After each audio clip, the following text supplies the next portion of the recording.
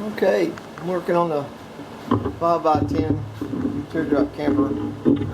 Got home from work yesterday and I didn't have my camera with me, but I got all of that front framed in for the air conditioner and got the front skin on.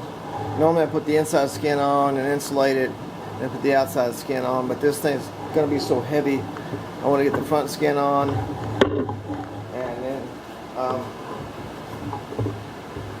once I get the front skin on it, then what I'll do is I'll roll it onto the trailer. It's going to be really heavy and I don't want to deal with that being so heavy.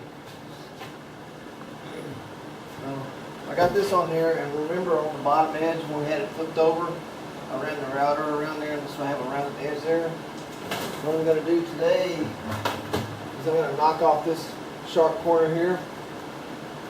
I'm going to blend this part with that rounded edge a little bit so that when I fiberglass it, it'll hold nice amount of fiberglass resin. Because if you wait until you get it on the trailer, then you have to raise it up and then put a wash under it and do all that stuff and bump your knuckle. I'm not into that knuckle bumping thing, so try to get it so I slide it on the trailer and I'm all the hard work. Let's see, maybe I'll scoot it down a little bit. This might be a little bit noisy, but at least you'll get an idea. You see how I did my front edge.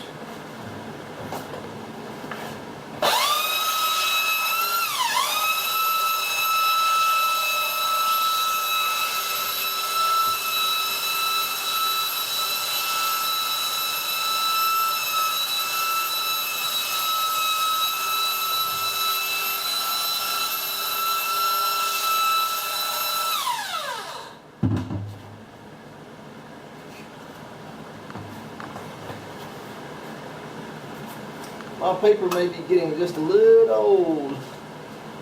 I have a new belt I'll put on in a little bit.